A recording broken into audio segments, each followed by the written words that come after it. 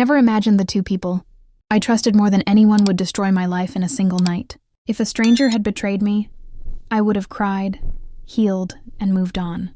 But when it's your own sister, and the man you plan to marry, the pain doesn't just break your heart, it changes who you are. My name is Laura. I'm 32 years old. And until last year, I thought I had everything figured out.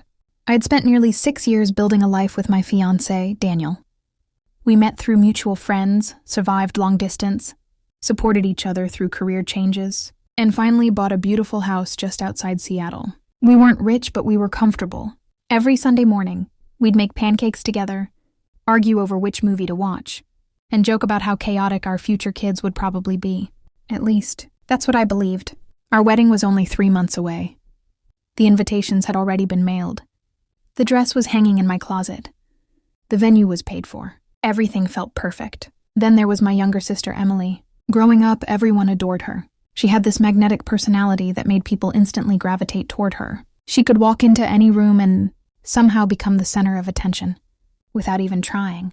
I never hated her for it. In fact, I spent most of my life protecting her. When she got suspended in high school, I convinced our parents to give her another chance. When she dropped out of college, I helped pay her rent until she found a job. When she cried after another failed relationship, I stayed up all night comforting her. She always called me her best friend. I believed her. Looking back now, I realize something terrifying. She never wanted what she had. She wanted what I had. It started with little things. If I bought a new jacket, she'd order the exact same one. If I changed my hairstyle, she'd suddenly love that style too. If someone complimented me at a family gathering, she'd immediately find a way to redirect the conversation toward herself. Everyone laughed it off. "That's just Emily," they'd say. I laughed too. I wish I hadn't. About 2 months before my wedding, Emily went through another breakup. She showed up at my house in tears with 2 suitcases and asked if she could stay. Just for a week. Daniel looked at me with sympathy.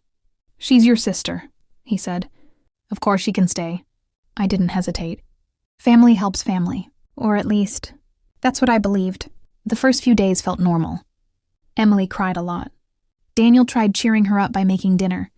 The 3 of us watched movies together. Sometimes, I'd come home from work and find them laughing in the kitchen while cooking. I thought nothing of it. Honestly, seeing Daniel be kind to my sister made me love him even more. I remember one evening walking into the living room and finding Emily wearing one of Daniel's hoodies. She smiled awkwardly. "Oh, I spilled coffee on my shirt." He said I could borrow this. It felt strange, but I ignored the feeling. A week turned into 2. 2 weeks turned into a month. Emily still hadn't moved out. Every time I gently brought it up, she had another excuse. Her apartment wasn't ready. Her new job hadn't started. She was saving money. Daniel always defended her. "She's going through a hard time, Laura. You know how sensitive she is. You don't want to push her away." I started feeling guilty for even asking. Then little things began happening that I couldn't explain. Daniel stopped kissing me goodbye before work. He became protective of his phone. Whenever Emily entered a room, conversation suddenly stopped. Once I walked into the backyard and caught them laughing together. The moment they saw me, the laughter disappeared. Emily quickly stood up. Daniel suddenly remembered he had emails to answer. It was awkward. Painfully awkward. Still, I convinced myself I was imagining things. Because trusting the people you love feels safer than accepting the truth.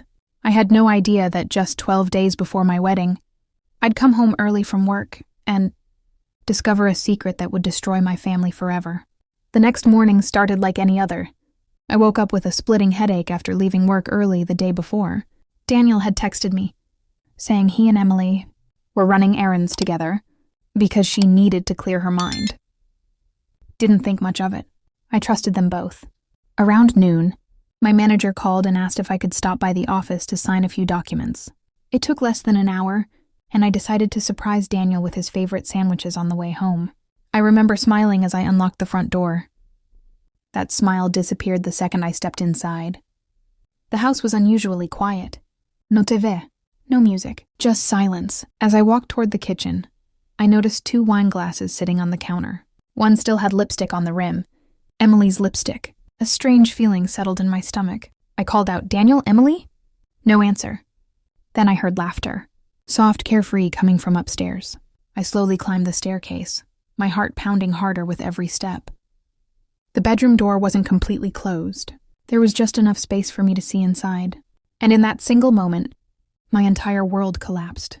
Daniel was kissing Emily. Not an accidental hug. Not something I could explain away. A kiss that looked practiced, familiar. Emily saw me first. The smile vanished from her face.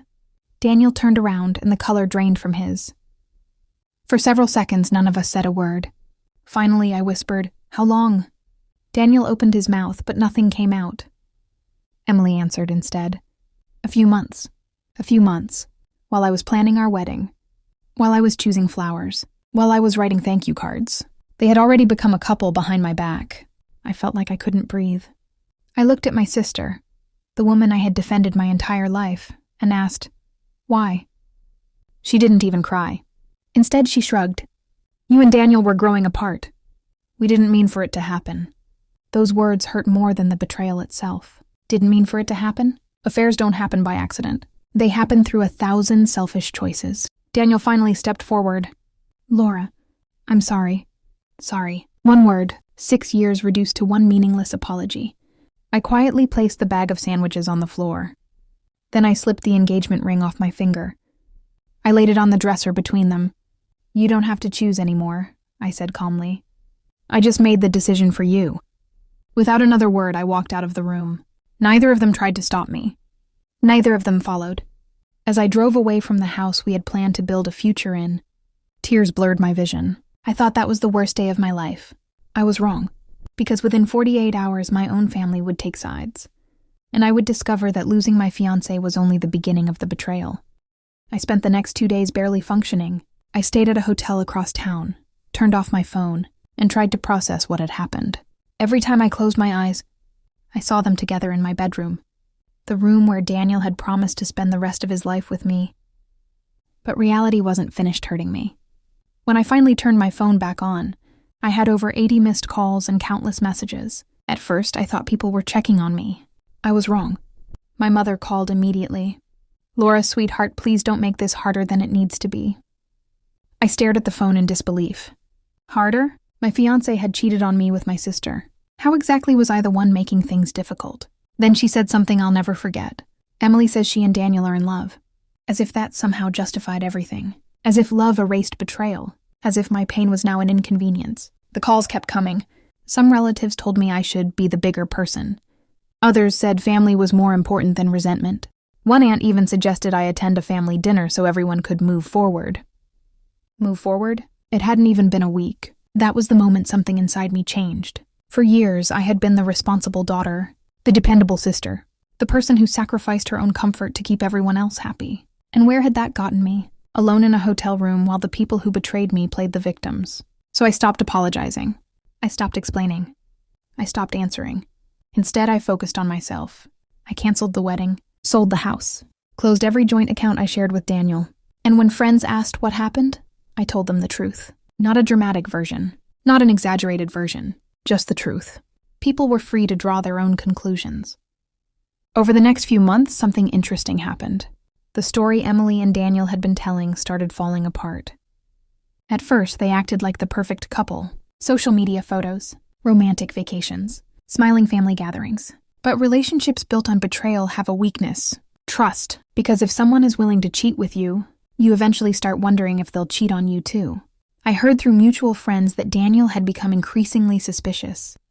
He questioned Emily constantly, checked her phone, asked where she was going, who she was with. Meanwhile, Emily hated the fact that Daniel no longer treated her like some exciting secret romance. Real life had replaced the fantasy. Bills, responsibilities, arguments, consequences. Then, about 8 months after they got together, I received a message from a mutual friend. The message contained only one sentence: "You won't believe what just happened." At first, I ignored it. I genuinely didn't care anymore. But when she explained the situation, I nearly dropped my phone, because the very betrayal that destroyed my life was about to come back and destroy theirs. I finally called my friend back. She didn't waste a second. "Laura, Daniel caught Emily cheating." For a moment, I thought I had misheard her. "Cheating?" I asked. "With who?" She let out a slow sigh. "One of his coworkers." I closed my eyes. The irony was almost unbelievable. The relationship they had built by betraying me had ended the exact same way it had begun. According to my friend, Daniel had come home early from work one afternoon and found messages on Emily's laptop that left no room for doubt. There were weeks of conversations, plans to meet, and promises about a future together. The same lies, the same secrets, the same betrayal. This time, Daniel wasn't the one cheating. He was the one being cheated on. A few days later, I unexpectedly received a text from an unknown number. It was Daniel. "Laura, I know I don't deserve a reply, but I finally understand how much I hurt you. I'm so sorry." I read the message twice. A year earlier, I would have cried reading those words. Now, I felt nothing. No anger, no satisfaction, no desire for revenge, just peace. I deleted the message without responding. The following week, Emily called me 3 times. I didn't answer. She left a voicemail. For the first time in my life, my younger sister sounded completely broken. She admitted Daniel had ended the relationship, moved out, and blocked her on everything. Some of our relatives who had defended her suddenly stopped taking her calls too. It turned out that people are far more forgiving of a secret than they are of a pattern. I almost felt sorry for her. Almost. But then I remembered the wedding dress hanging in my closet. The invitations. The nights I cried myself to sleep wondering what I had done wrong. And I realized something important. None of this happened because I wished for revenge. It happened because every choice has consequences. While their lives were falling apart, mine was finally coming together. I accepted a promotion at work, started traveling on weekends, made new friends. I even volunteered at a local animal shelter, something I'd always wanted to do but never had time for. For the first time in years, I was building a life that belonged entirely to me. Looking back now, losing Daniel wasn't the tragedy I once believed it was. Keeping him would have been, because if someone can betray you once, they'll always leave you wondering when they'll do it again. As for Emily, she's still my sister by blood, but trust isn't built by blood, it's built by choices. And some choices cost more than people ever expect. In the end, I didn't get revenge. I didn't have to. Life handled that part all on its own. And that was more than enough. Thanks for watching.